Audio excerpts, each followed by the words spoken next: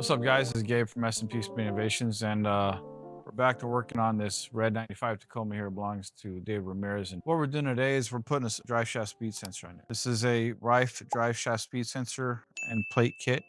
It actually comes with a pickup sensor, the mounting plate, and the trigger wheel. The trigger wheel gets mounted onto the 8.8 differential. We'll take a look at that here in a minute. Nathan already put the trigger wheel on the differential. The sensor here gets plugged into their harness. It's a pretty simple deal. It's a Hall effect sensor. The mounting plate gets bolted onto one of the ears on the 8.8. We'll take a look and see where things are obviously different. Nothing can be that easy, right? Let's take a look. When David brought us his 8.8 differential, somebody had already added the gusseting and supports to the tubes here. So I'm thinking that when they did that, they may have went to a larger bolt here. Maybe they drilled it out and put a larger bolt in there. It gives us all the teeth we need. So this way we have really good resolution, plenty of teeth there. Driveshaft speed rate and the data logs and stuff like that. So that's going to help us quite a bit. And then the sensor.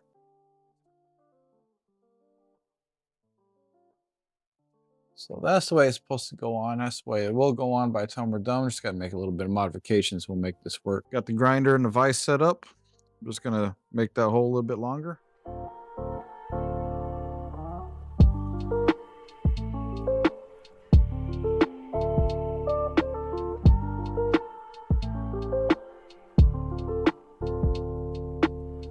I think we're good to go.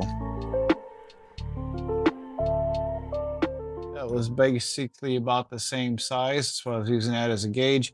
That fits in here pretty good. We can bolt it down. So what we're going to do is we're going to take this nut off, take the bolt and nut apart, take the bolt, shove it back in, bolt this down using that same nut, and away we go. I think that'll be the ideal situation. We have enough slot there. We can get it and set this right about the center, and that's going to work out pretty good. So Nathan here is going to go ahead and start taking that apart for me.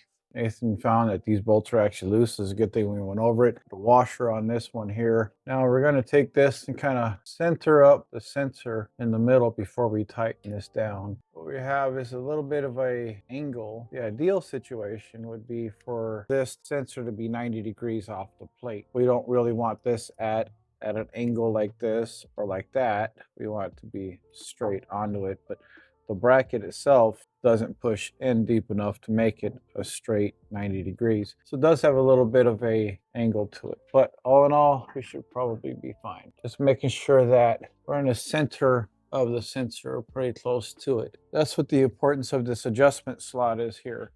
This adjustment slot allows you to bring the sensor in and out. So if we can get the camera right underneath here on the bottom, we can see that where the teeth are is right about the center.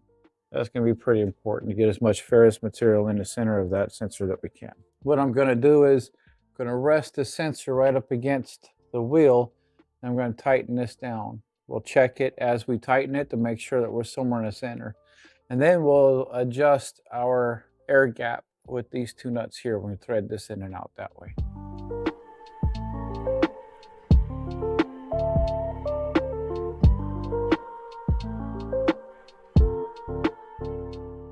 Just about in the center. I like that. That's a good spot right there.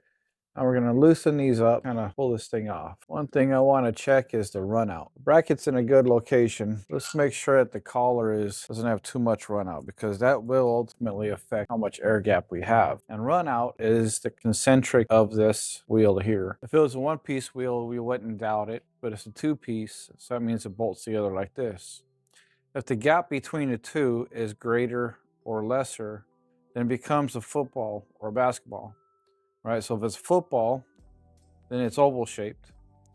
And if it's oval shaped and you have a sensor here, it means as it rotates, you'll have greater distance and shorter distance, greater distance and shorter distance. We want to have as much consistency in the distance as we can, so the magnetic field is consistent with every single tooth, not a stronger pulse and a lesser pulse. That's why we want to kind of double check and make sure that the trigger wheel is concentric. Like a little bit tighter on this, checking the gap both sides. Gap on this side.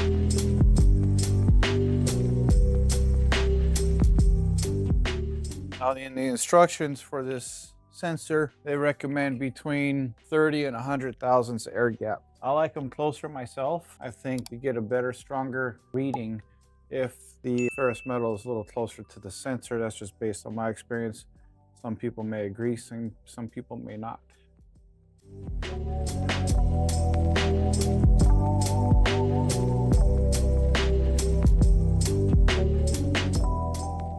Pretty good with that. It looks like we only have about 2 thousandths run out.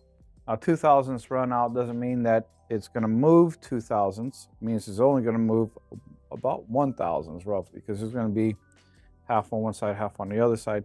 So even if it's between 1 thousandths to 2 thousand of movement, and your sensor is here, and the trigger wheel's just kind of doing this a little bit, that's okay, because we're only talking a couple of thousandths movement. So the movement is very minimal. It means that the magnetic field on each one of these ferrous pulses regards to the sensor magnetic field and ferrous metal coming in and out of that magnetic field. It won't vary so much that some pulses will be stronger than others. It'll be very consistent pulse. We're only talking a couple thousandths. Now, I've worked with people in the past. We found as much as 10, 20, 30 thousandths run out. But when you have an air gap that's a certain amount, obviously when it's touching and when it's not, it's going to be two different signals. We have 2 thousandths, we're totally fine there. This is kind of important when you're getting into a really small air gap, let's say 5 thousandths. 10 thousandths air gap on most reluctor magnetic style sensors. We want a tighter gap on that because that is generating a voltage. This is just a voltage pulse because it's a Hall effect. So it's sending voltage. We're getting that voltage back in a pulse form. Where a magnetic or reluctor style sensor, it is magnetic field from the sensor and the ferrous metal is creating voltage, and that rate of speed will increase the voltage signal, the rate of speed and distance. So on magnetic reluctor styles, we always try to be tighter air gap. But if something is out of round and it's not concentric, you can see how that would alter the voltage. Half the wheel would be a very high voltage trigger pulse. Half the wheel would be lower or be crashing. So the important thing here is making sure that we don't have any type of sensor crashing into the trigger wheel, and we have a consistent count here. It's checking it with this dial indicator here in magnetic base. It's definitely a good way for us to make sure that we are concentric in 2000. So I'm good with that. So let's move on to locking that sensor down. We're going to take the sensor, we're going to send it in there.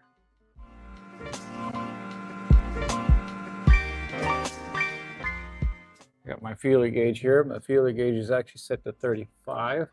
Set it right inside there. So what I'm going to do is I'm going to thread the sensor in until it holds the feeler gauge.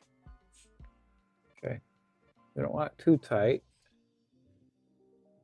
More like that would work.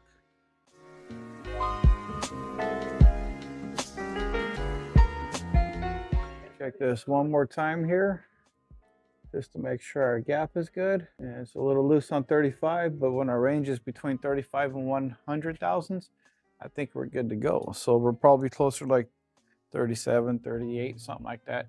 We're totally fine with that. So I'll go ahead and lock this thing down and we will be good to go. Important not to over tighten these because we could probably break the sensor. And what would be ideal is a little drop of some Loctite or something just to keep those things from coming loose. But that's pretty solid. It's not going to move or vibrate or fluctuate too much. We've got plenty of air gap there. Everything's tight, so it's buttoned up and looking pretty solid. So from there, we'll plug in the rest of the harness, and the harness will probably go like a loop in it, something like this, and bring it up across the cross member. This way it's got plenty of suspension travel. Right now we're at full droop, so the suspension is all the way down. So this is about as much separation as we're gonna have. So the distance from the cross member to the sensor is about as great as it's gonna be. But I'll probably put a little extra loop in it, just so that if it does come down and spring down, it doesn't try to pull the sensor and doesn't try to damage anything. And then we'll run the sensor wiring across the cross member, down the frame rail, and all the way back up to the ECU. So that'll be pretty simple. So I don't think we need to get too much into the wiring part at this moment. I think we ought to be pretty good there. So don't forget to do all the stalker stuff. Don't forget to like, subscribe, ring the bell, do all that cool stuff. If there's anything you guys want to see, any content you want to see, please drop it in the comments, or kind of listen and pay attention and see what you guys would like to see. We're posting a lot of older videos as well. Some stuff we've done a year ago, 2 years ago, could be a lot longer than that. So you'll see some stuff show up here every now and then. But Till then, everybody have a great day. Awesome. Thank you guys.